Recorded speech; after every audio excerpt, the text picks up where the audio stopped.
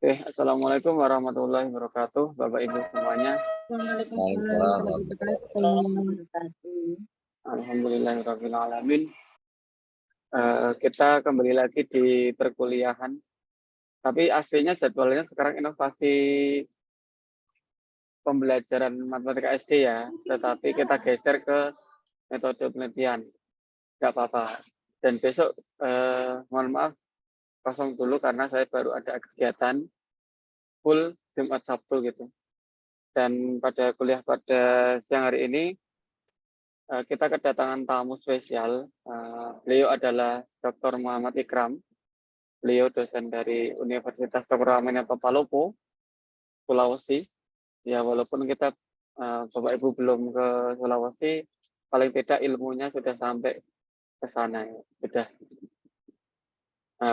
berkenalan dengan orang Sulawesi dulu. Nah, ini beliau alumni dari UM Malang. Gitu. Masih muda, energik, dan beliau juga menjabat apa Pak Ikram?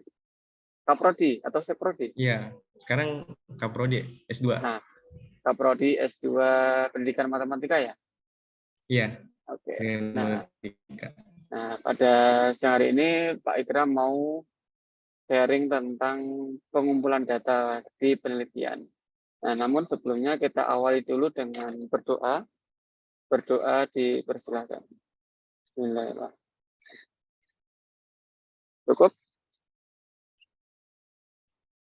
Oke, lanjut saja ke sesi selanjutnya. Nanti Pak Ikram akan menyampaikan pengumpulan data penelitian, dan nanti Bapak Ibu silahkan untuk bertanya, berdiskusi. Kemarin kan sudah dijelaskan Bu Siti ya, berkaitan dengan jenis-jenis penelitian. Nah, kira-kira nanti dari jenis-jenis penelitian itu pengumpulan datanya sama atau enggak, dan sebagainya itu. Nah, nanti silahkan didiskusikan. Nah, monggo Pak Ikram, nanti waktunya bebas. Mau 2 jam, 3 jam, silahkan. Waktu dipersilahkan. Baik, terima kasih Pak Irfan. Bismillahirrahmanirrahim. Assalamualaikum warahmatullahi wabarakatuh. Waalaikumsalam warahmatullahi wabarakatuh. Ya, selamat siang ya Bapak Ibu ya. Alhamdulillah kita bertemu meskipun secara virtual. Saat ini saya berada di Kota Palopo Bapak Ibu. Kalau Bapak Ibu lihat di peta itu, Kota Palopo itu dari Makassar itu sekitar 8 jam. 8 jam ya Bapak Ibu ya. Mana tuh nanti ada kesempatan jalan-jalan ke sini, misalnya ada conference ya di Palopo, ya boleh, monggo. Silahkan datang ya Bapak Ibu ya. Pertama-tama saya ucapkan terima kasih ya Pak Irfan ya atas undangannya untuk mengisi perkuliahan untuk kuliah tamu pada pengumpulan data penelitian. Izin saya memperkenalkan diri Bapak Ibu ya, nama saya Muhammad Ikram. Kebetulan saya alumni S3 Pendidikan Matematika Universitas Negeri Malang, dan kalau saat ini tuh bertugas sebagai Ketua Prodi di Pendidikan Matematika untuk bidang S2 Bapak Ibu. Mungkin Bapak Ibu di sini ada yang dari magister ya atau dari program sarjana. Kemudian bisa saling sharing-sharing nantinya. Nah, kalau dari segi pendidikan Bapak Ibu, saya alhamdulillah linear ya Bapak Ibu, dari S1, S2, S3 di bidang pendidikan matematika.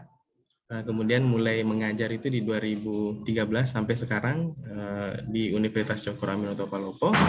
Kebetulan juga saya ngelola jurnal Bapak Ibu, tapi jurnalnya ini belum terakredit ini untuk akreditasinya. Kemudian selanjutnya terkait dengan penelitian, sama dengan Mas Irfan ya, Pak Irfan, kita sebenarnya gembor-gemborkan ya beberapa tahun terakhir itu riset terus ya. Jadi kebetulan saya mengikuti kegiatan riset sejak 2021 ya, 2021 itu terkait dengan riset keilmuan. Nah, kebetulan saya mengangkat tema terkait dengan lintasan belajar. Jadi akhirnya terbentuklah roadmap penelitian. Jadi mulai dari lintasan belajar, apa itu local instruction theory, dan seterusnya. Jadi di tahun sekarang itu pun masih meneliti terkait dengan lintasan belajar siswa. Seperti itu Bapak Ibu perkenalan kita. Jadi untuk materi pada siang hari ini, mungkin minggu lalu Bapak Ibu sudah belajar tentang jenis-jenis penelitian. Jadi penelitian itu ada, pada dasarnya ada dua jenis ya, ada penelitian kuantitatif, ada kualitatif.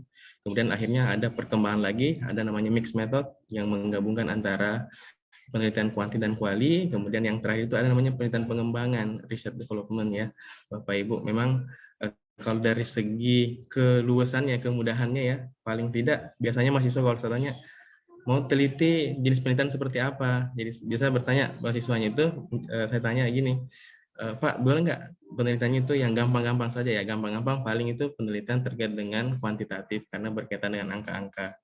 Akhirnya terbentuk paradigma di sini Bapak Ibu, di Palopo ini. Sebagian besar mahasiswa itu, oh saya mau penelitian kuantitatif saja, gampang ngambil datanya karena datanya itu berupa datanya numerik seperti itu. Sementara kalau kuali itu berupa ungkapan-ungkapan, agak susah untuk menganalisanya. Kecuali kalau misalnya nanti ada perkembangan terkait dengan penelitian kualitatif, mereka menggunakan software untuk menganalisis datanya. Kalau kuanti, paling tidak istilahnya mahasiswa itu dia menggunakan software, misalnya SPSS dan sebagainya seperti itu. Nah, ketika Bapak Ibu nanti memilih apakah Bapak Ibu mau istilahnya pendekatan yang akan dipilih adalah kuantitatif, berarti Bapak Ibu akan berhadapan dengan angka-angka dan sebagainya. Bapak Ibu akan menyusun sebuah hipotesis penelitian, menganalisa bagaimana definisi operasional dari variabel yang Bapak Ibu pilih, dan akhirnya Bapak Ibu nanti akan dihadapkan pada bagaimana proses pengambilan data atau pengumpulan datanya. Begitupun dengan kualitatif, setelah Bapak Ibu menentukan siapa sih partisipan dalam penelitian kualitatifnya Bapak Ibu, setelah dipilih bagaimana etika dalam perizinannya kan biasanya itu paling tidak ada izin dari subjek yang akan diteliti untuk diambil datanya. Setelah ada perizinan, baru Bapak Ibu menyusun seperti apa instrumen yang akan digunakan untuk meneliti si subjek tersebut. Nah, seperti itu yang akan saya gambarkan pada pertemuan ini. Jadi tujuannya ada dua, mudah-mudahan bisa mengcover yang tadi dari Bapak Ibu yang dari pendidikan dasar ya Bapak Ibu ya. Jadi kalau tujuannya itu ada dua, nanti Bapak Ibu bisa memahami bagaimana sih pada dasarnya pengumpulan data yang terkait dengan penelitian kuantitatif dan penelitian kualitatif yang akan digunakan untuk mengembangkan riset di bidang pendidikan matematika. Kemudian yang kedua, nanti Bapak Ibu bisa membandingkan yang memilih pendekatan penelitian yang akan digunakan dalam mengembangkan riset di bidang pendidikan matematika. Seperti itu. Nah, biasanya rujukannya itu Bapak Ibu, kalau kami ini ketika membuat sebuah metode penelitian paling itu menggunakan bukunya Criswell. Seperti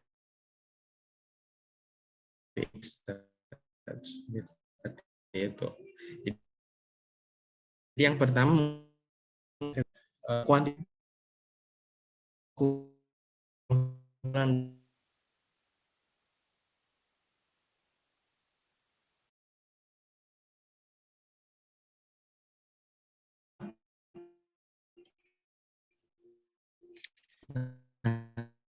nanti partisipan penelitian apa yang Bapak Ibu akan nanti di tempat. Kemudian yang kedua ada perizinan ya. Kalau kita mengambil data ya paling tidak Bapak Ibu ada izin atau apa legalitasnya ya untuk pengambilan data penelitian. Kemudian Bapak Ibu nanti mengidentifikasi jenis tindakan yang akan menjawab pertanyaan penelitian. Misalnya, saya ingin melakukan penelitian sifatnya eksperimen. Berarti biasanya kalau penelitian eksperimen itu paling tidak menggunakan dua kelas. Paling tidak ya Bapak Ibu ya. Berarti ada satu yang kelasnya itu sifatnya eksperimen, yang satu kelasnya sifatnya kontrol. Nah, tentunya perlu ada treatment dari masing-masing kelas ya. Jadi kalau misalnya di kelas eksperimen punya perlakuan tersendiri, misalnya pemberian model pembelajaran pendekatan yang kontrolnya digunakan yang pendekatan yang biasa-biasa saja.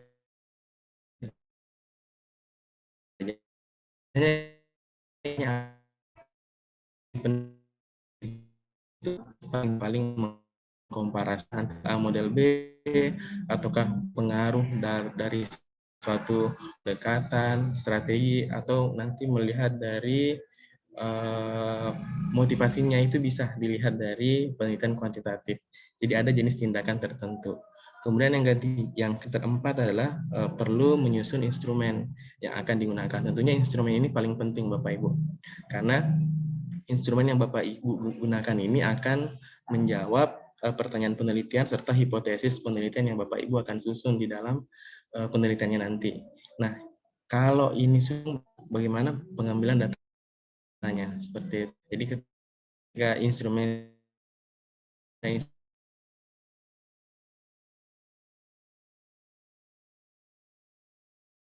Ibu data di dalam penelitiannya Bapak Ibu semua.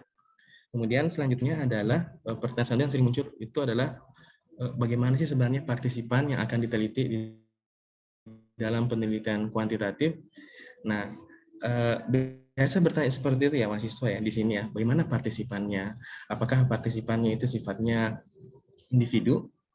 Individu adalah mata itu dia sekolah ya, sekolah kelas tertentu, misalnya yang mau dibandingkan kelas A, kelas B dalam hal pembelajaran, ataukah yang mau dibandingkan adalah strata sekolah, apakah sekolah dengan level A, level B, dan level C itu bisa saja menjadi bahan acuannya Bapak Ibu dalam pengambilan data.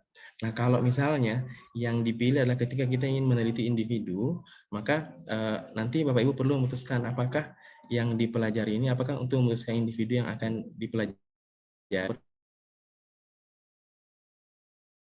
bukan untuk meneliti keefektifan dari pembelajaran yang saya gunakan.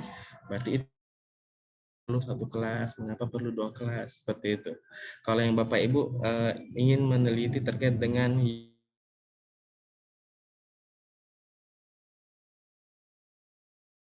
terus seberapa banyak yang Bapak Ibu perlukan.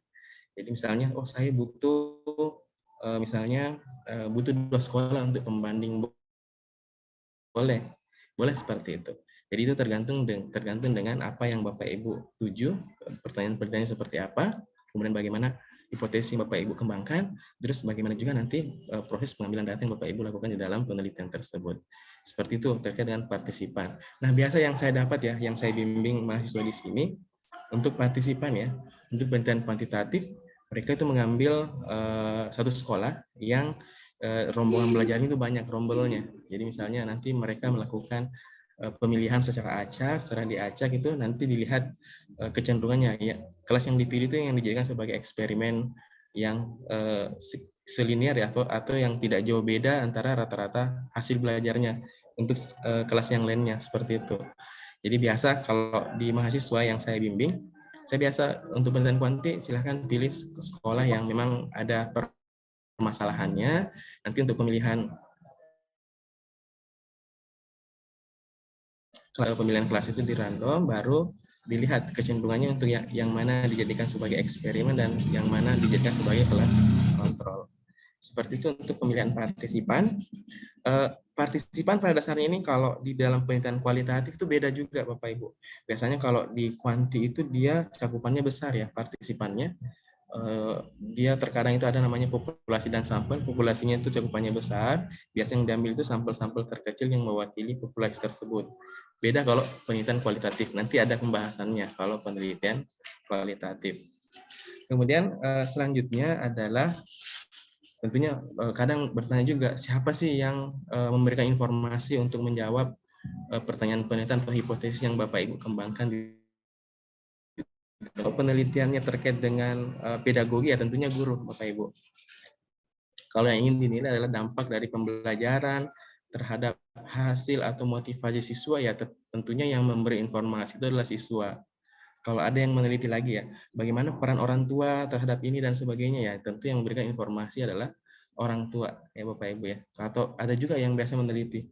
Kalau di tempat saya juga ada gitu terkait dengan kepemimpinan kepala sekolah ya. Biasanya yang diteliti adalah pimpinan sekolah. Tentunya yang digunakan instrumen itu berbeda-beda tergantung dengan judulnya Bapak Ibu semua. Apakah judulnya nanti terkait dengan pengembangan kemampuan matematis siswa, ya tentunya yang harus menjadi informannya adalah siswa tersendiri. Jadi dari sini tuh sebenarnya penetapan informan itu bergantung pada pertanyaan penelitian atau hipotesis yang akan dijawab. Jadi Bapak Ibu ketika nanti menyusun tesis ya, atau skripsi, tentunya itu yang diperhatikan. Pertanyaan penelitiannya apa, kemudian hipotesis yang akan dijawab apa, kemudian siapa sih yang akan memberikan jawaban terkait dengan pertanyaan dan hipotesis yang Bapak Ibu kembangkan. Seperti itu. Contohnya gini ya, ada contoh ini, ada 2 contoh judul yang biasa, yang sering-sering juga muncul di dalam penelitian. Yang pertama itu terkait dengan pengaruh pembelajaran RME terhadap hasil belajar siswa. Pada dasarnya itu kan Bapak Ibu perlu tahu, oh yang mana yang menjadi variabel yang bebas, yang mana variabel yang terikat, seperti itu.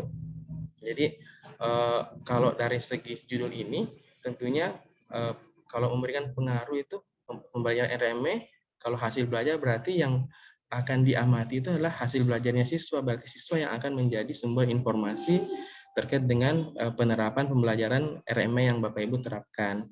Berarti yang menjadi variabel bebasnya itu adalah RME-nya, kemudian terikatnya adalah dipengaruhi oleh hasil belajar. Seperti itu. Kemudian yang kedua, terkadang juga ada penelitian yang sifatnya ex post facto ya. Ex post facto terkait dengan pengaruh self-efficacy, ada juga self-regulated, dan motivasi. Peristiwa-peristiwa yang terjadi. Kurang ya. Pengaruh self-efficacy, self-regulasi, dan motivasi siswa terhadap pemahaman konsep. Nah ini kan kalau diamati, wah ini banyak variabelnya. Berarti ada 3 variabel bebasnya, kemudian 1 variabel terikatnya, seperti itu. Jadi yang diamati adalah bagaimana self-effikasinya siswa, kemudian bagaimana self-regulasinya siswa, kemudian bagaimana motivasinya terhadap pemahaman konsepnya. Berarti nanti Bapak Ibu memberikan soal pemahaman konsep, terus memberikan angket terkait dengan self-effikasi dan self-regulasi dan motivasi. Itu bisa diamati Bapak Ibu. Kemudian ada juga yang lain, jadi tergantung Bapak Ibu nanti meneliti atau mengangkat tema penelitian seperti apa. Biasa juga ada yang saya tanya, Pak boleh enggak penelitian itu terkait dengan komparasi? Oh boleh. Jadi kalau misalnya mau dikomparasikan antara model pembelajaran tertentu atau pendekatan pembelajaran tertentu untuk melihat hasil belajar kah? Paling tidak itu hasil belajar Bapak Ibu.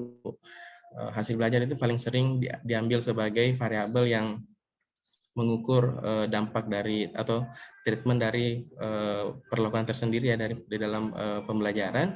Paling tidak itu hasil belajar. Biasa juga ada yang melihat bagaimana motivasinya, bagaimana apa ya biasanya pemahaman konsep.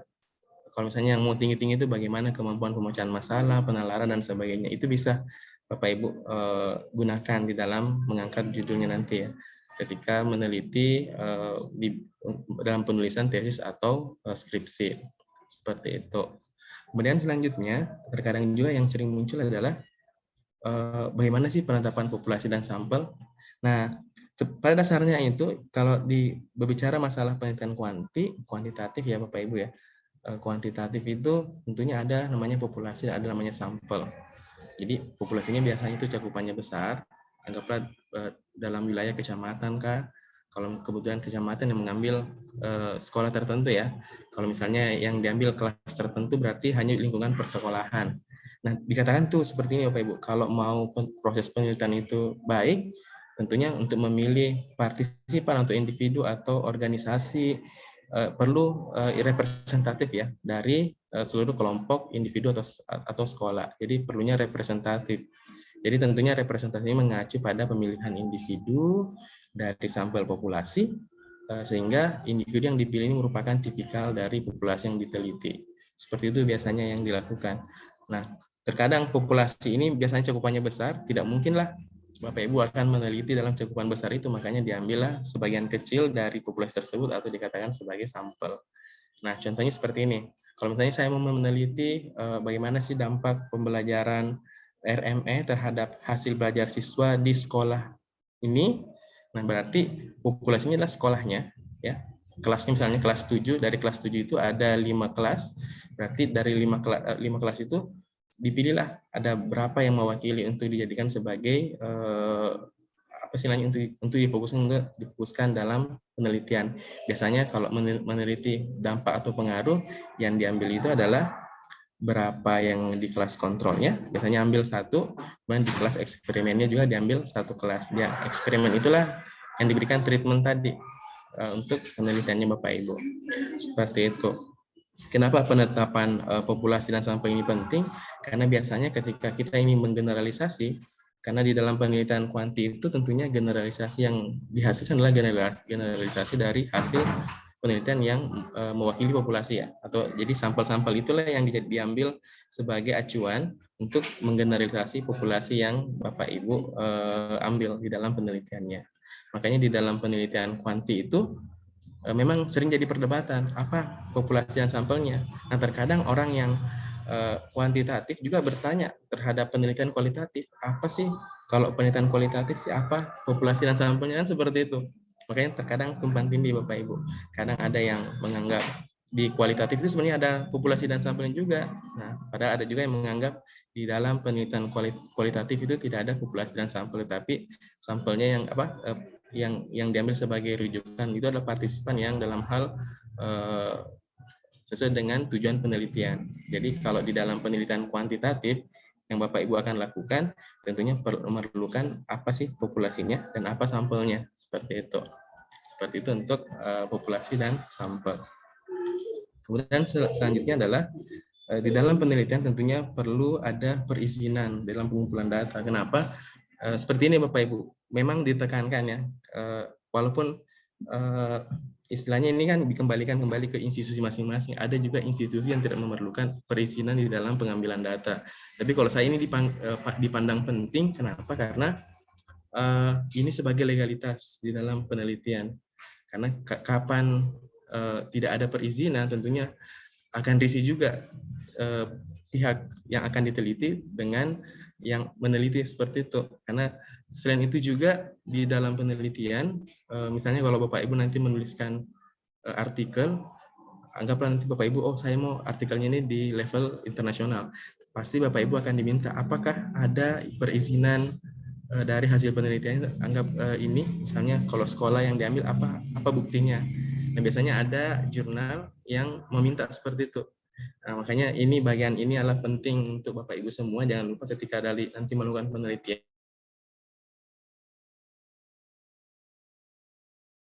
tentunya harus ada perizinan. Apa tujuannya? Jadi untuk nanti ini sampel penelitian ini bekerja sama dalam studi yang Bapak Ibu lakukan, seperti itu.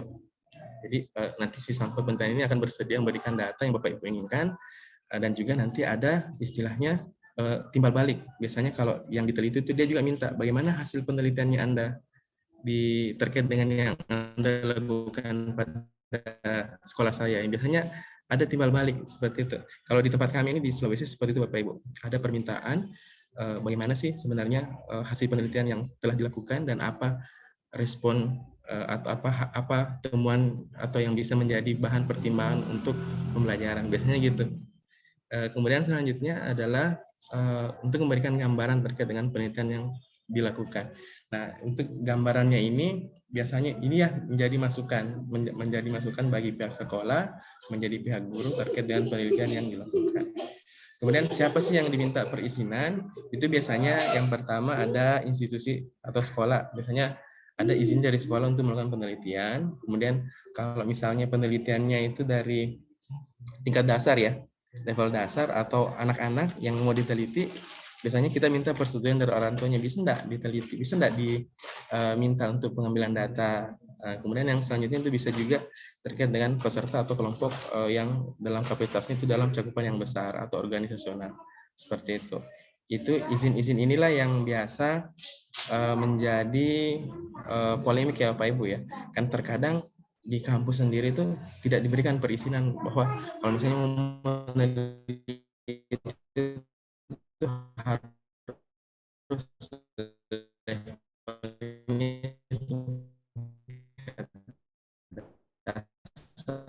harus oleh sekolah ataupun untuk gurunya nanti di dalam hasil penelitiannya, seperti itu. Kemudian selanjutnya adalah alurnya ya, bagaimana alur pengumpulan data yang digunakan untuk menjawab penelitian. Nah, ketika Bapak Ibu punya judul nanti ya, kalau saya punya judulnya misalnya judulnya seperti ini, terus apa yang akan saya lakukan setelah menuliskan bagian bab 1, bab 2. Nah, tentunya kan bagian paling penting dalam penelitian itu metode Bapak Ibu. Kalau Bapak Ibu pintar meramu metodenya seperti apa, kemudian apa keluaran dari metode tersebut. Nah, tentunya di dalam pengumpulan data itu nanti perlu ada identifikasi. Misalkan di dalam penelitiannya Bapak Ibu, apa sih variabelnya? Ya, tentunya diidentifikasi bagaimana variabel bebasnya, bagaimana variabel terikatnya. Setelah diidentifikasi variabel bebas dan variabel terikat, tentunya Bapak Ibu memerlukan namanya membuat definisi tersendiri. Definisi inilah dikatakan sebagai definisi operasional dari variabel yang Bapak Ibu tentukan. Nah, dari situ kemudian nanti Bapak Ibu tentukan bagaimana sih data yang saya butuhkan, apakah melalui pengukuran, apakah melalui pengamatan, atau pernyataan dan sebagainya ya, atau menggunakan skala.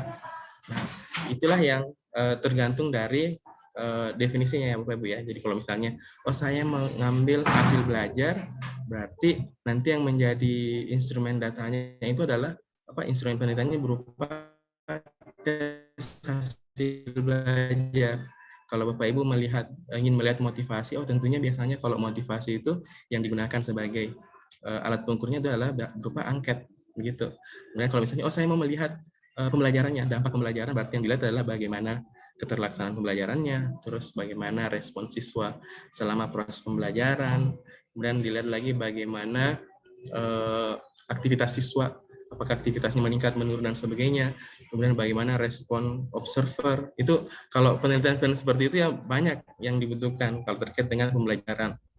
Kemudian yang terakhir adalah setelah semuanya rampung, tentunya dilakukanlah pengumpulan data, kumpulkan data instrumen dengan skor numerik. Nah, tentunya kalau penelitian kuanti yang dibutuhkan adalah bagaimana numerik-numeriknya, karena terkait datanya itu yang penting Bapak Ibu bisa menentukan apa sih sebenarnya variabel yang Bapak Ibu gunakan, kemudian bagaimana definisi operasionalnya, kemudian bagaimana data yang Bapak Ibu butuhkan, kemudian bagaimana pengumpulan datanya, seperti itu.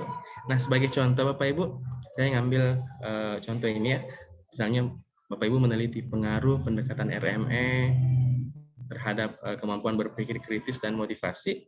Nah, tentunya ini pasti bertanya lagi, variabel apa yang terdapat pada judul tersebut. Nah, kalau ada yang mau bertanya, ada yang menjawab, ada enggak?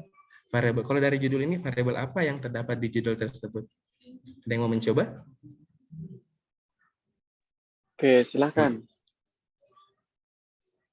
Ada yang mau? Ayo, berani aja. Silakan raise hand. Boleh raise hand, silahkan.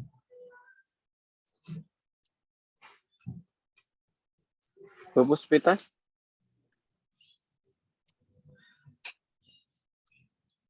Variabel. Nah, kalau variabel apa sih yang ada di judul ini, misalnya? Pak Sutrisno, silakan. Silakan, Pak.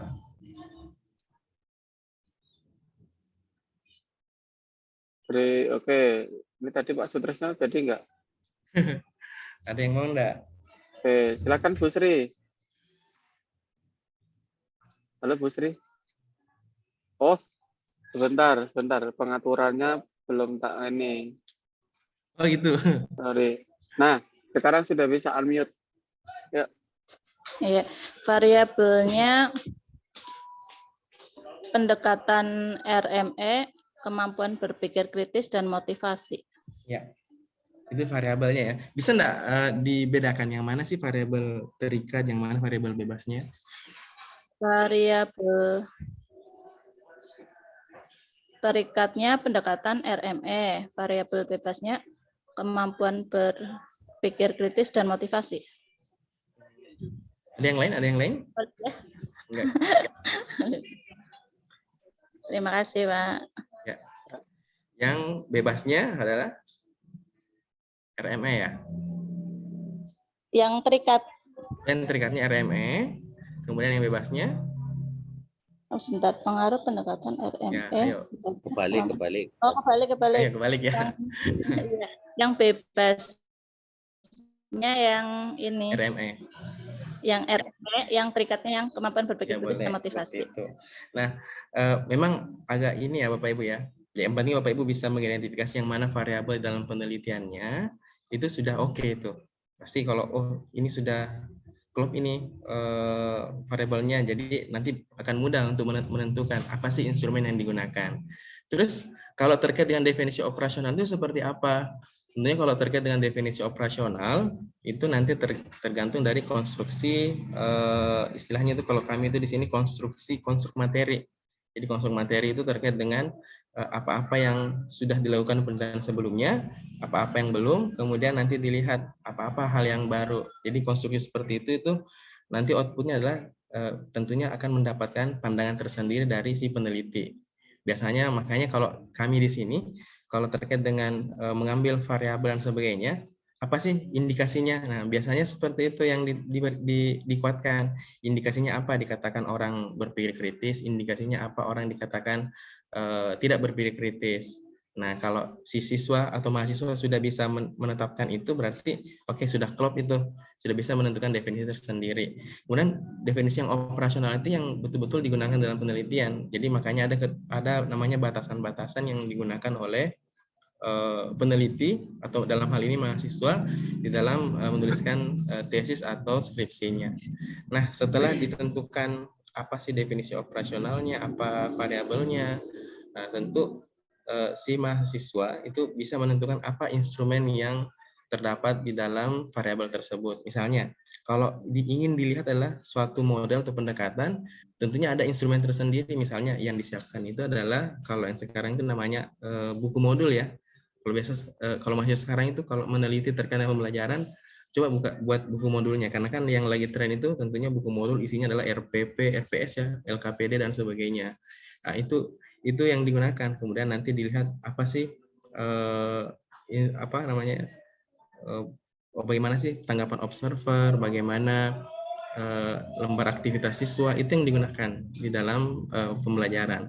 Terus kalau ingin melihat bagaimana kemampuan berpikir kritisnya, tentunya kita memilih satu materi. Misalnya materinya itu adalah misalnya lingkaran ya Bapak Ibu ya. Anggaplah, oh ternyata kita buat soal berpikir kritis untuk materi lingkaran. Itu saja sebagai instrumennya. Dan betul-betul instrumen itu mengukur kemampuan berpikir kritis. Karena kan kalau di dalam matematik Bapak Ibu banyak aspek-aspek yang perlu Bapak Ibu amati. Misalnya tidak hanya kemampuan berpikir kritis, ada juga namanya kreatif. Tentunya soal yang dibuat itu soal yang betul-betul mengukur kemampuan kreatif. Dilihat dari indikatornya apa. Kalau misalnya yang diteliti lagi kemampuan penalaran, tentunya dilihat bagaimana sih penalaran dan sebagainya. Karena kan terkadang di mahasiswa ya Bapak Ibu ya, mau S1 maupun S2 untuk membuat instrumen yang terkait dengan spesifik matematik itu terkadang mereka membuat instrumen yang sifatnya operasional. Anggaplah begini, kemarin itu saya sempat membimbing mahasiswa, katanya dia ingin mengukur berpikir kritisnya.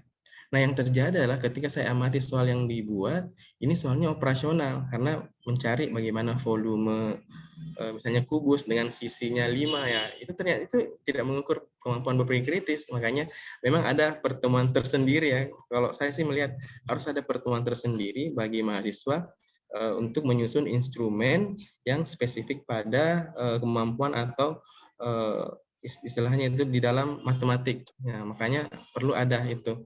Jadi terkadang mereka buat soal itu ya soal operasional. Ya ditanya, Pak, bagaimana kalau soal ini misalnya kritis? Oh, ini kan operasional ya. Jadi harusnya diganti. Setidaknya dia betul-betul mendorong orang untuk berpikir kritis. Anggaplah soalnya itu dalam bentuk pernyataan benar salah, misalnya gitu. Saya biasanya sarankan seperti itu.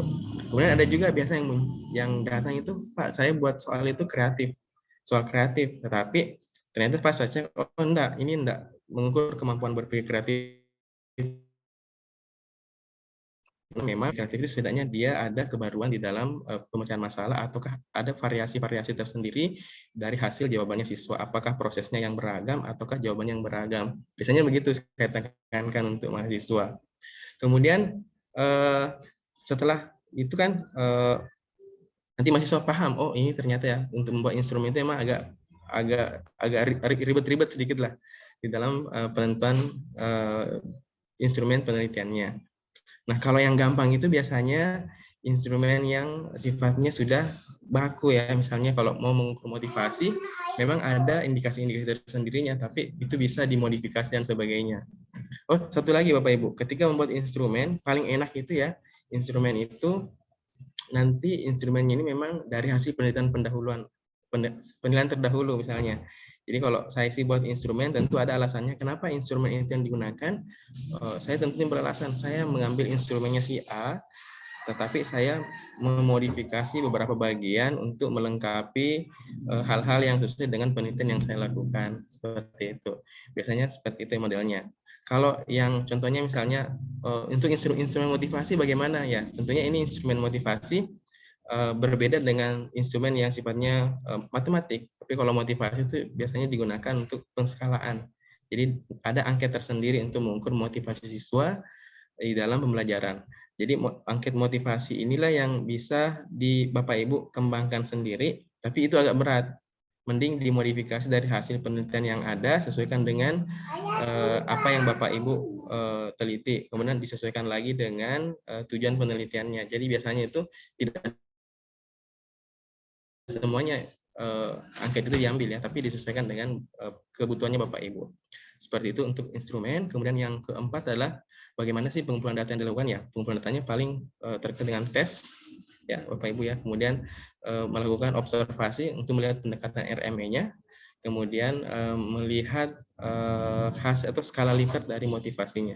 Kemudian selanjutnya diapakan setelah data ini terkumpul, tentunya itu ada pembahasan tersendiri terkait dengan analisis data. Pasti ada nanti ya Bapak Ibu ya. Jadi setelah datanya terkumpul, misalnya yang muncul pertanyaan, terus diapakan lagi. Nah tentunya ya dianalisa dengan sesuai dengan kebutuhan lagi. Apakah nanti analisanya hanya deskriptif, tapi kalau deskriptif itu agak lemah, ataukah nanti analisanya secara inferensial. Biasanya seperti itu untuk pengumpulan data. Jadi pengumpulan data itu Bapak Ibu yang ditekankan adalah nanti Bapak Ibu identifikasi variabel apa yang ada di dalam penelitiannya Bapak Ibu. Setelah itu Bapak Ibu buat operasionalnya apa, definisinya. Tentunya itu yang sering ditanyakan pembimbing. Apa sih operasionalnya dari penelitiannya Bapak Ibu? Misalnya, oh pemahaman konsep apa yang Bapak Ibu maksud, jangan sampai beda pemahaman konsep yang saya pahami dengan beda pemahaman konsep yang Bapak Ibu pahami. Jadi itu harus punya apa istilahnya ya, harus punya alur tersendiri. Jadi seperti itu. Kemudian setelah itu nanti Bapak Ibu tentukan bagaimana datanya, dan yang terakhir bagaimana instrumen yang Bapak Ibu gunakan. Nanti instrumen ini dapat dari nilai numeriknya. Nah, kemudian terakhir itu analisa. Analisa inilah yang menjadi istilahnya garis finishnya ya untuk menarik kesimpulan dari hasil penelitian. Seperti itu untuk alur pengumpulan data di penelitian kuantitatif. Kemudian contoh, ini kayaknya ada contoh ya.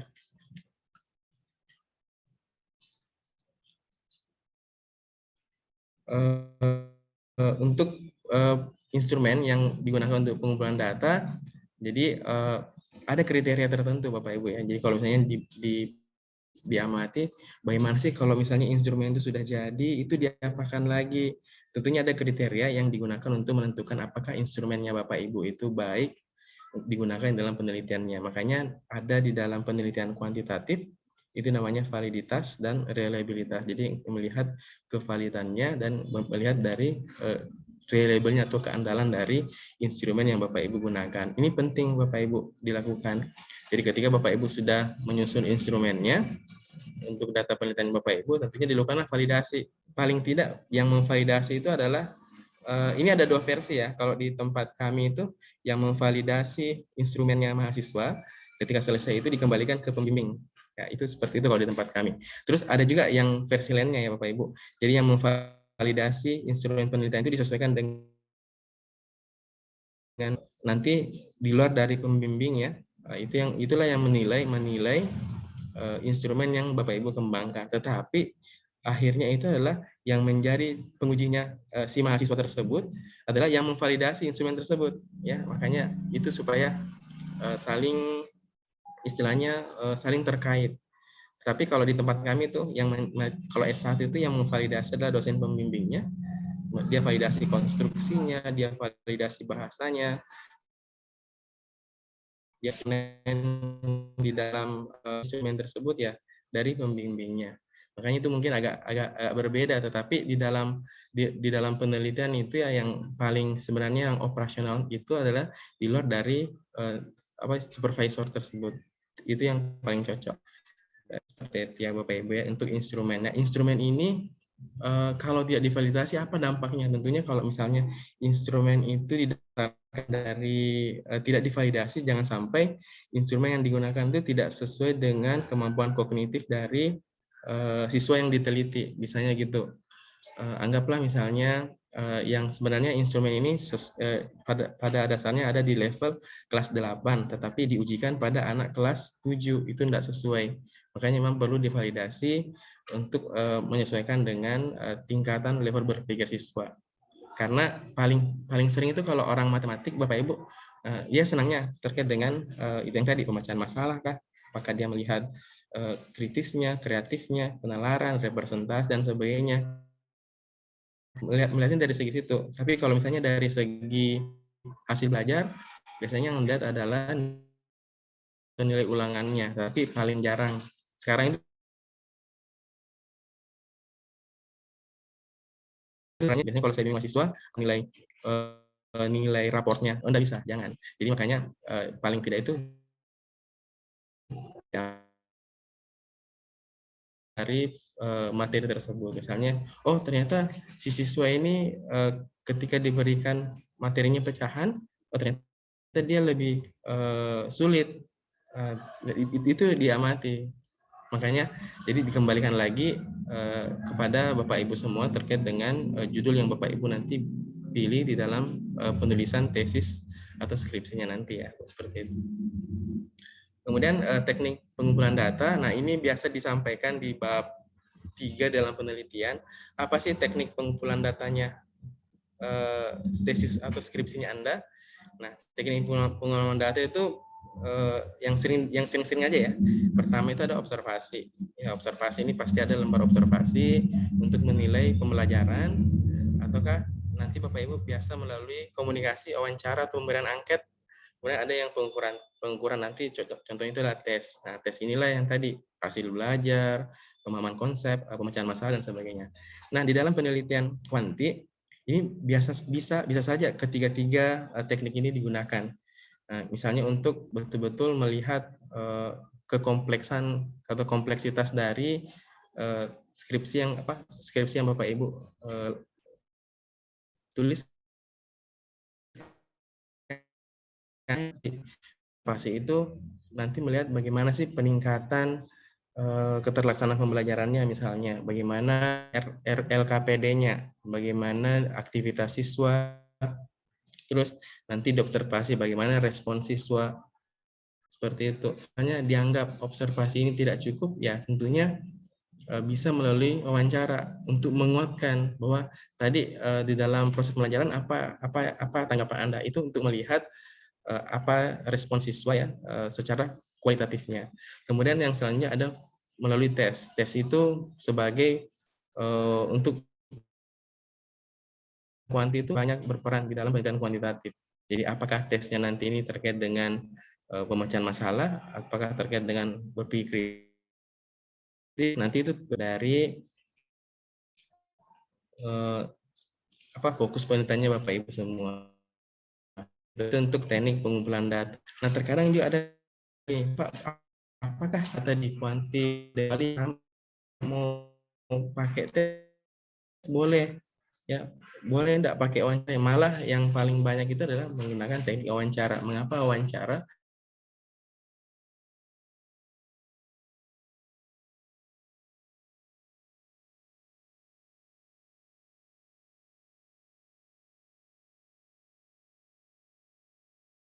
Yang numerik ya Bapak Ibu ya, skala interval dan sebagainya. Kalau di dalam penelitian kualitatif itu output datanya itu dari segi ungkapan-ungkapan atau kan narasi-narasi.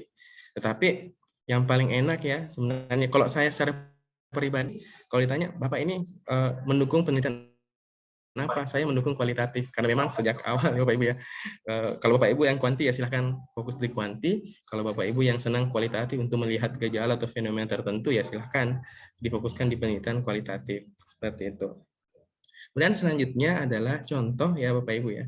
Ini contoh biasanya kalau misalnya Bapak Ibu menyusun skripsi atau tesis ya nanti ya. Misalnya saya mau ngambil judul efektivitas pembelajaran matematika dengan strategi heuristik terhadap kemampuan berpikir kritis dan fleksibilitas representasi matematis. Nah, tentunya bagaimana teknik pengumpulan datanya? Nah, berarti teknik pengumpulan datanya itu menggunakan tes ya, tes kemampuan berpikir kritis, kemudian ada tes fleksibilitas. Kemudian yang satu lagi bisa melihat dari bagaimana keterlaksanaan pembelajarannya, bagaimana RPP-nya, bagaimana LKPD-nya, itu bisa diamati dalam proses pengumpulan data ini. Bagaimana tentunya dinilai lagi bagaimana sih respon siswa, bagaimana sih aktivitas siswa selama pembelajaran. Nah, ini yang perlu dikembangkan, lembar observasi seperti itu ya Bapak Ibu ya. Makanya dalam penelitian yang sifatnya kuanti ini pasti yang susahnya di awal, tapi gampangnya di akhir. Kebalikannya dengan kuali Bapak Ibu. Kuali itu dia gampangnya di awal, nanti susahnya di akhir. Tapi kalau kuanti susahnya di awal karena betul-betul kita mengumpulkan instrumen-instrumen yang dibutuhkan di dalam penelitian dan mendukung penelitian kita. Tapi gampangnya nanti karena output datanya itu berupa numerik, jadi bisa menggunakan software tertentu untuk menganalisis datanya. Kemudian langkah pengumpulan datanya adalah biasanya gini, pasti yang pertama kalau orang menuliskan proses alur pengumpulan datanya tentunya dilakukan penyusunan instrumen. Kemudian setelah itu dilakukan validasi. Kemudian biasanya dilakukan namanya pretest pada kelas. Kalau misalnya anggaplah dua kelas yang berbeda, kelas kontrol dan kelas eksperimen. Kemudian setelah itu apa yang dilakukan? Si peneliti ini betul-betul melakukan tindakan ya atau treatment pada kelas eksperimennya. Kemudian setelah beberapa pertemuan dilakukanlah yang namanya post test pada kelas kontrol dan eksperimen. Nah, terkadang muncul lagi pertanyaan Bapak Ibu, apakah boleh soal yang diberikan pada pretest sama dengan soal yang diberikan pada post test? Ini jawabannya ada dua. Ada yang mengatakan ini boleh, ada yang mengatakan ini tidak boleh, Bapak Ibu.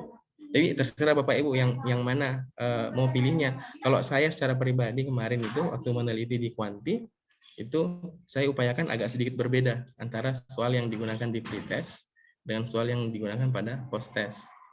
Seperti itu Bapak Ibu modelnya.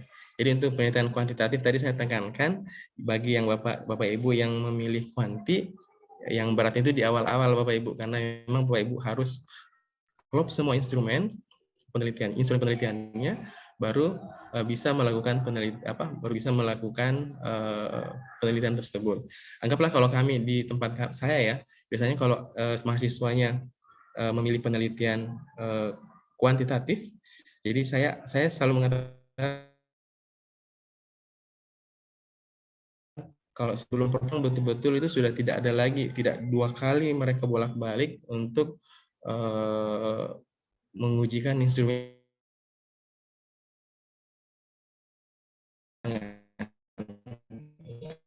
sebelum mereka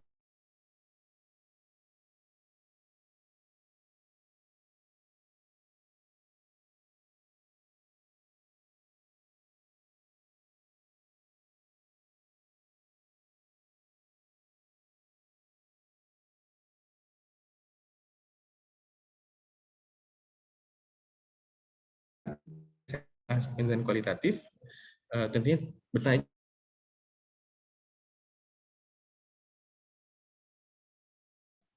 data.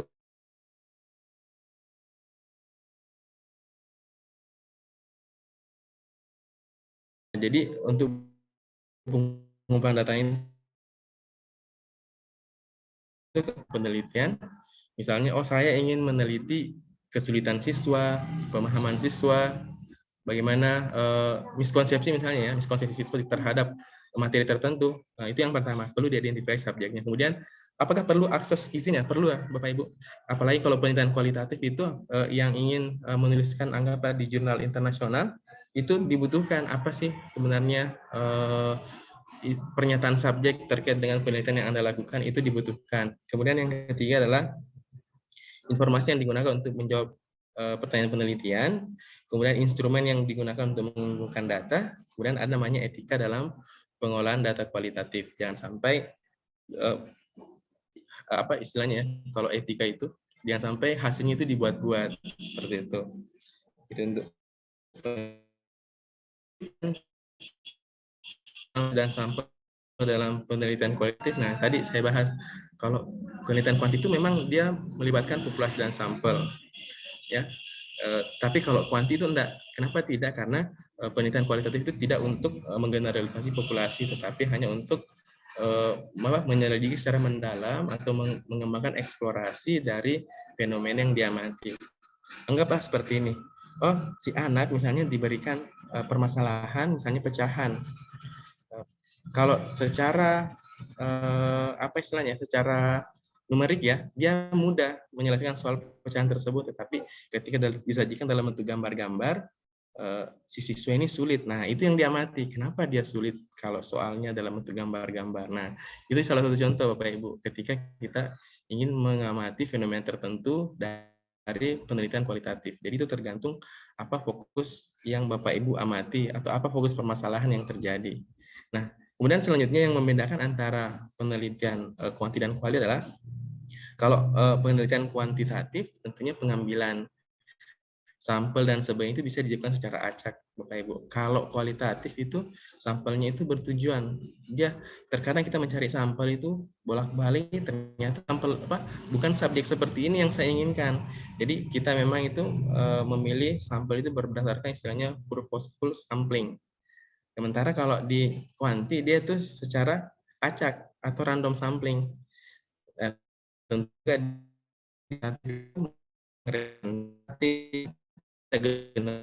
ada dalam yang itu kalau di kualitatif Bapak Ibu output akhirnya adalah dia itu menghasilkan istilahnya prototipe teori kecil terkait dengan penelitian yang Bapak Ibu lakukan di dalam penelitian kualitatif. Jadi kalau yang memilih kuantitatif, jangan diganggu teman yang memilih kualitatif karena tidak bisa dicampur aduk. Walaupun memang pada dasarnya ada namanya penelitian mixed method, tapi ini penelitian seperti ini tuh saling mendukung saja. Kalau misalnya kuantitatifnya tidak bisa dijelaskan secara real, itu bisa dibantu oleh kualitatifnya seperti itu.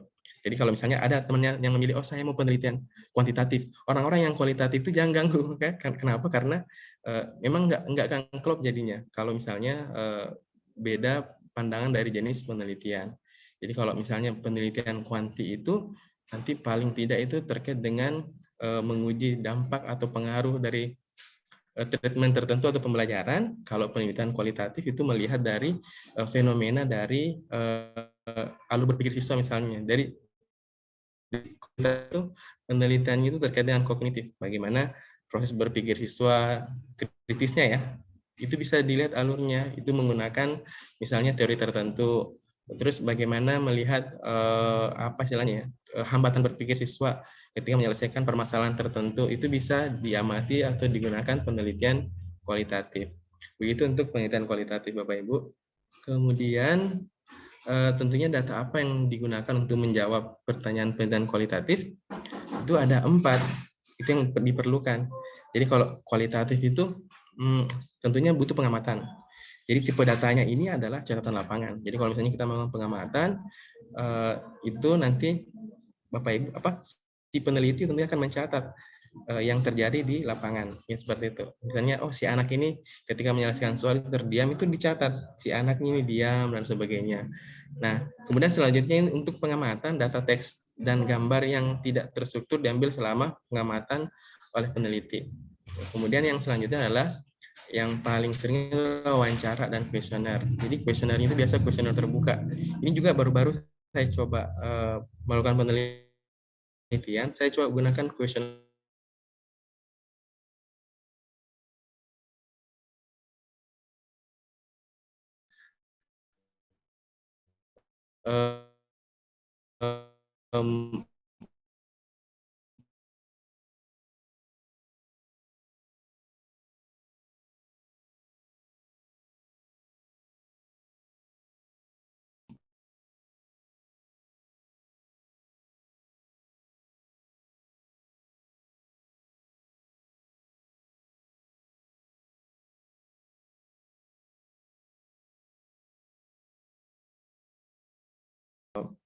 subjek yang diteliti. Jadi tentunya ini perlu ya Bapak Ibu ya, data-data ini perlu untuk mendukung hasil penelitian kualitatif. Kenapa? Karena di penelitian kualitatif sama kuantitatif itu bedanya sangat nyata Bapak Ibu. Ibu. Kalau dari nanti sudah masuk di tahapan analisis. Kalau kuanti itu dia bisa dianalisa dengan menggunakan software. Saat ini sudah bisa menggunakan software, tapi itu belum cukup. Jadi ada software namanya NVivo, itu belum cukup bisa mampu ya, belum cukup untuk mengungkapkan terkait dengan ungkapan siswa di dalam misalnya dalam menyelesaikan masalah. Jadi biasanya ya Bapak Ibu ya, ini melihat dari segi materi audiovisual, ini yang paling penting. Karena terkadang kalau kita misalnya ingin menganalisa hambatan atau kesulitan ataukah kemampuan pemecahan masalah siswa, tentunya butuh data-data rekaman video ketika dia menyelesaikan suatu masalah. Nah, seperti itu yang saya sering gunakan. Kalau misalnya saya ingin menganalisa bagaimana penalaran siswa ketika dia menyelesaikan masalah sifatnya turunan ya. Jadi kalau misalnya masalahnya aljabar, itu gampang.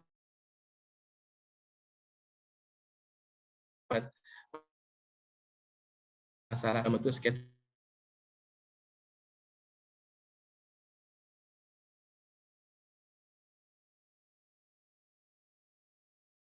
Nah, saya mau melihat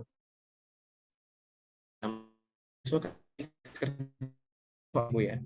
Kalau kerja soal adalah banyak berpikir apa datanya, berarti Bapak Ibu memerlukan data wawancara untuk menguatkan penelitiannya.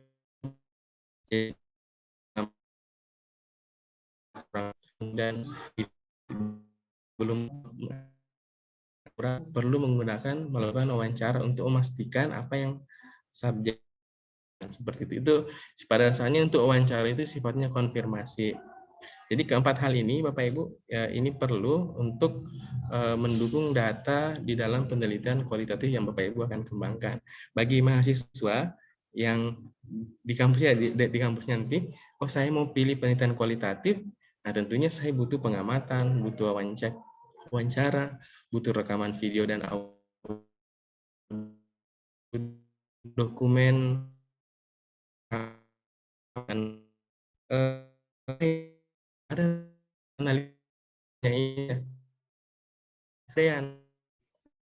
nanti ada tentu ya terkait dengan analisis data, tentunya itu dibedakan nanti yang kualitatif dengan kuantitatif hingga menggunakan software, nanti keluar hasilnya. Kalau kuali itu ya di itu pengkodean, decoding nasal, decoding ya, kode terbuka,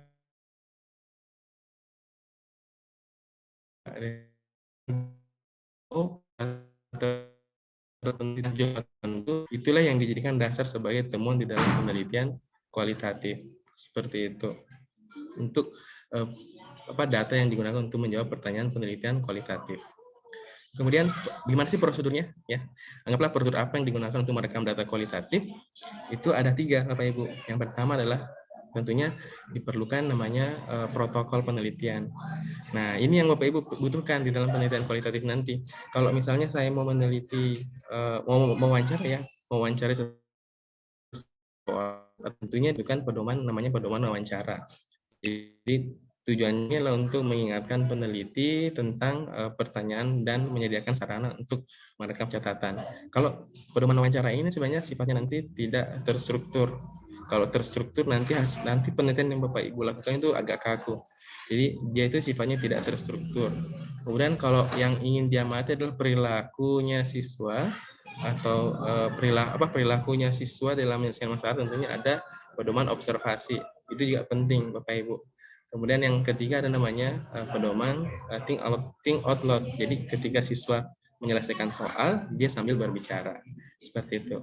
Kemudian yang kedua adalah tentunya dibutuhkan administrasi pengumpulan data. Ini penting juga. Pengumpulan datanya ini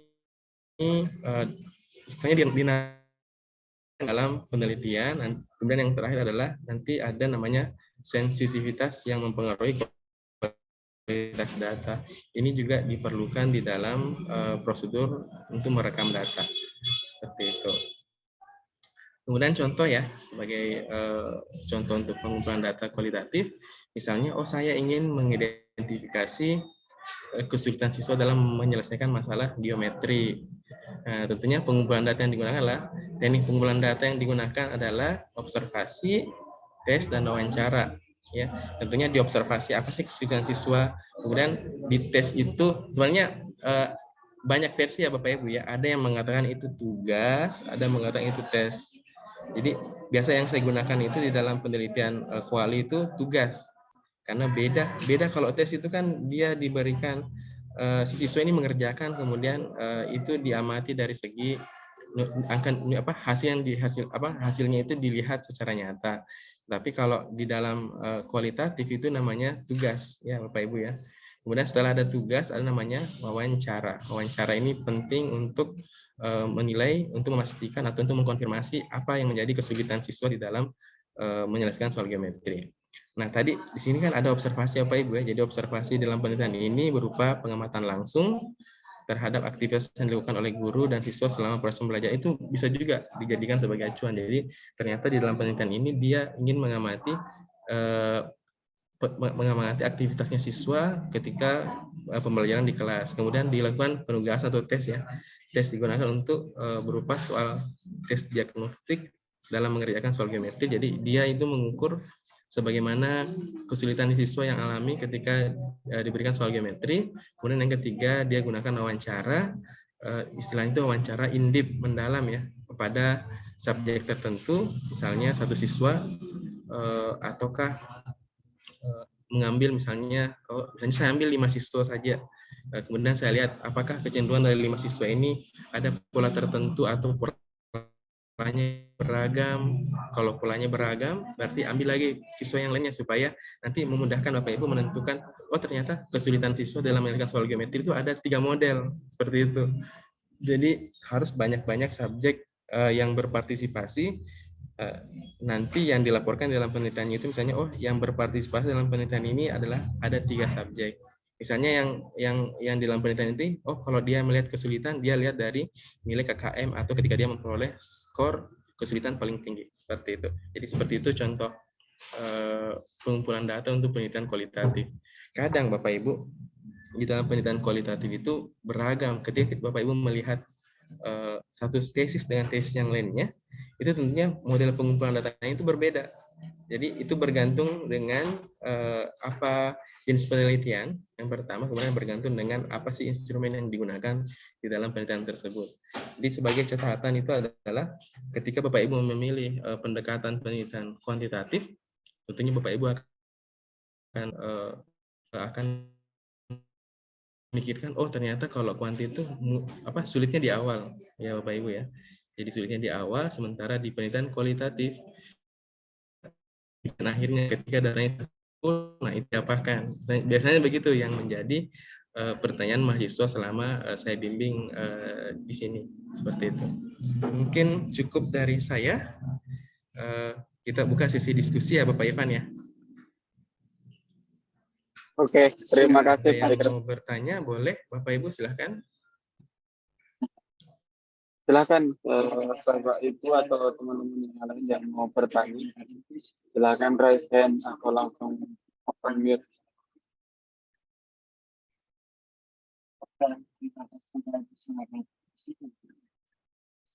Kalau yang ikut sekarang ini rata-rata semester berapa ya?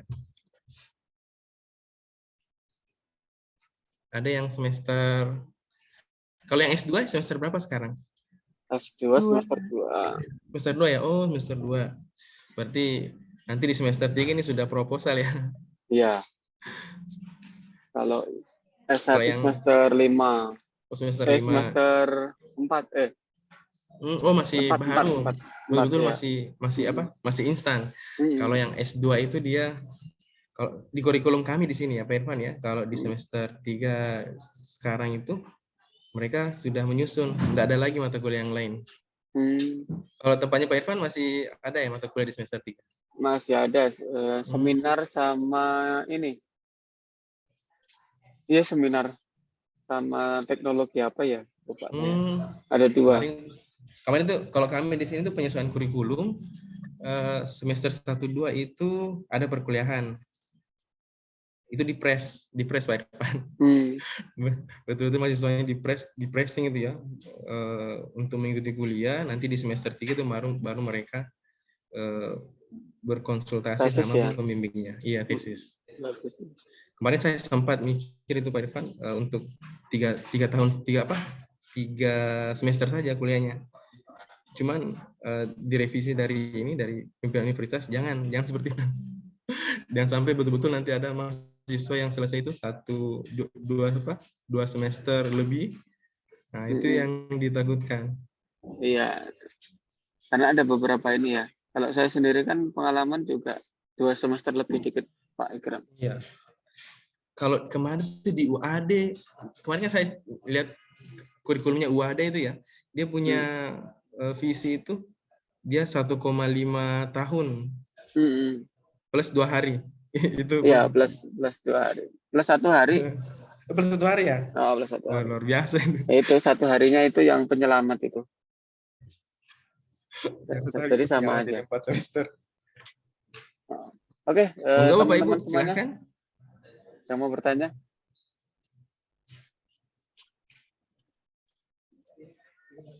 Raise hand, Pak Dwi Wiji, silakan.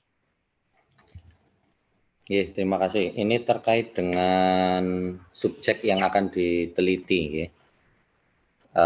Tadi kan sempat mengatakan ada kelas kontrol dan kelas eksperimen seperti itu. Misal saya akan melakukan seperti itu, tapi kebetulan di sekolah saya itu tidak ada kelas yang paralel seperti itu. Itu solusinya bagaimana? Apakah bisa kelas yang kontrolnya atau eksperimennya itu mengambil di sekolah yang lain seperti itu? Terima kasih.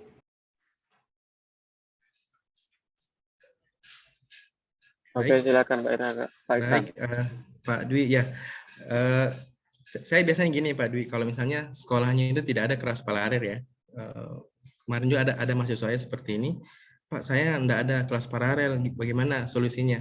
Jadi saya buat ini, ini biasanya ada namanya desain penelitian, namanya pre-test, post-test, ada grup desainnya ya.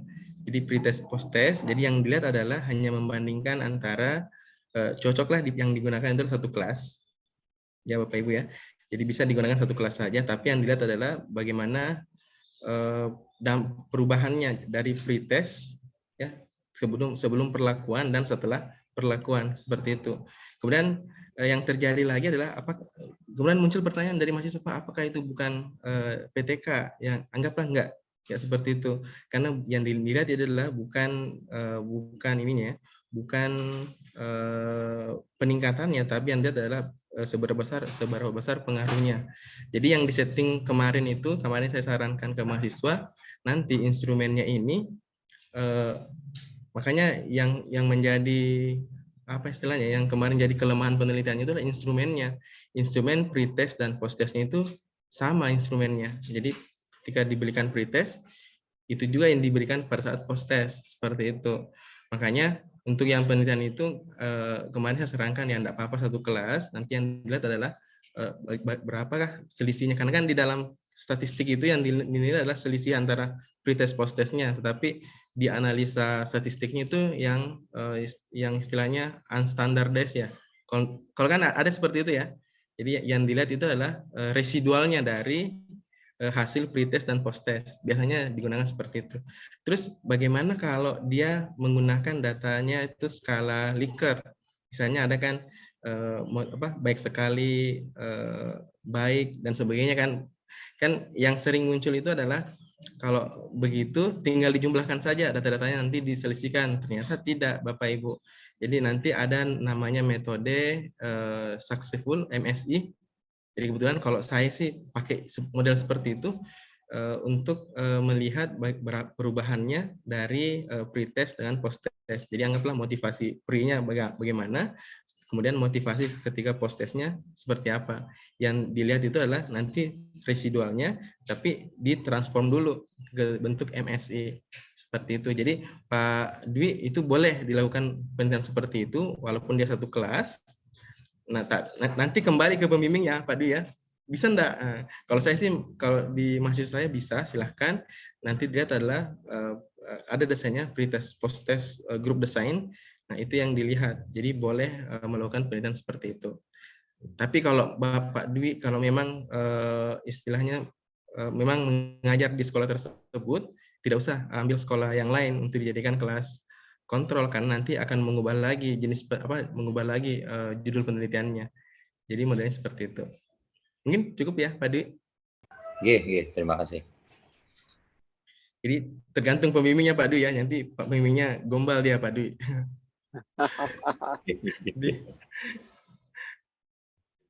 Oke, yang lain silakan.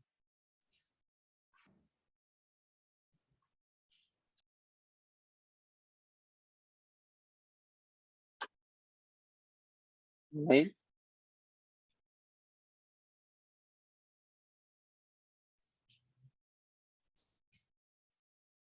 Nggak ada pertanyaan? Wow. Malu-malu ini Pak Irfan. Kayaknya. Atau masih merenung ini nanti judulnya apa. Iya. Emang saya juga mahasiswa saya S2 itu bingung dia. Pak, bagaimana nanti? Nanti mereka pikir itu di semester 3. Yang pusing itu pembimbingnya.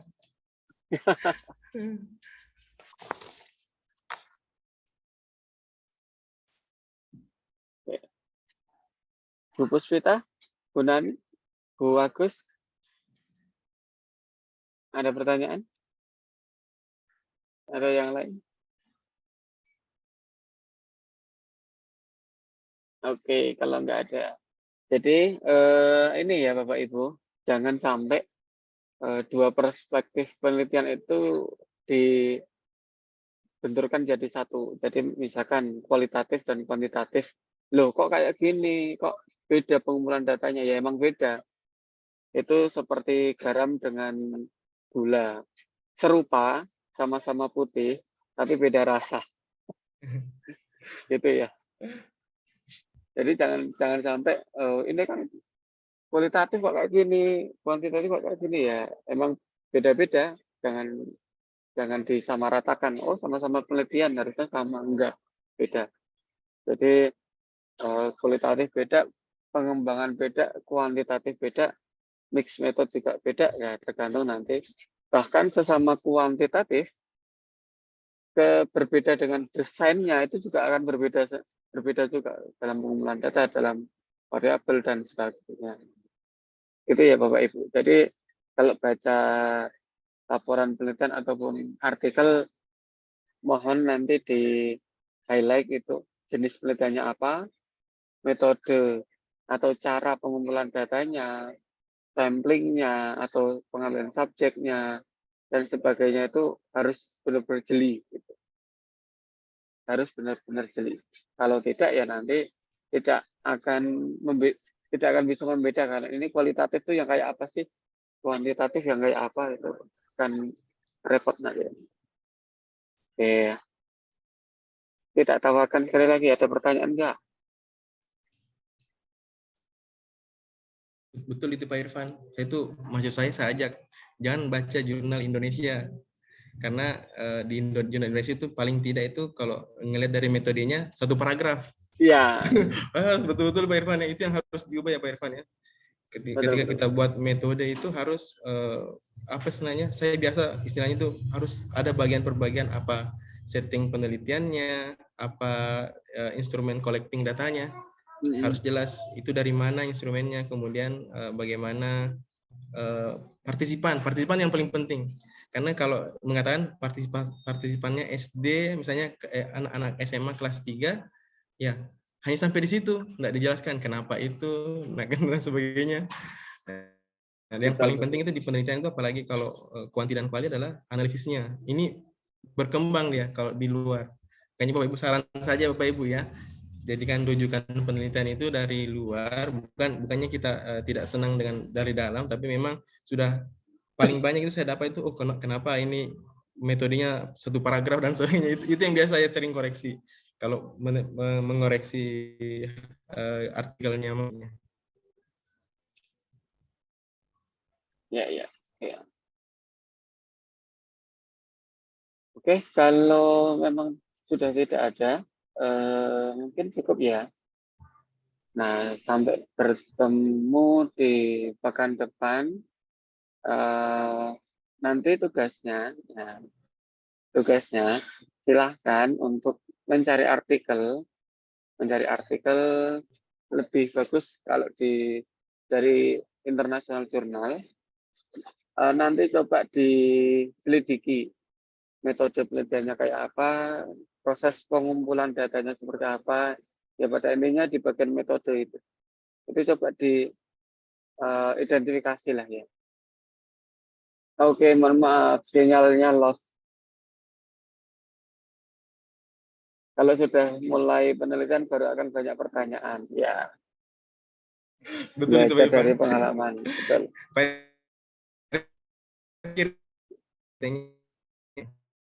Itu pengalaman dari kami juga. Oke, mungkin cukup ya. Terima kasih Pak Ikram sudah Ya, Pak Irfan. meluangkan waktu untuk join bersama kami. Dan ditunggu lagi sharing ilmu di sesi selanjutnya. Oke, mari kita akhiri sesi kuliah tamu pada siang hari ini dengan mengucap berdoa dipersilakan. Alhamdulillah. Amin. Kita cukupkan sekian. Assalamualaikum warahmatullahi wabarakatuh. Salam. Waalaikumsalam. Waalaikumsalam warahmatullahi wabarakatuh. Dan Terima kasih Pak Ikram dan Pak Irfan. Ya, Pak Irfan izin live ya Pak Irfan. Ya, Terima kasih banyak terima kasih, atas Pak waktunya. Irfan. Yuk, Ya. mari. Assalamualaikum.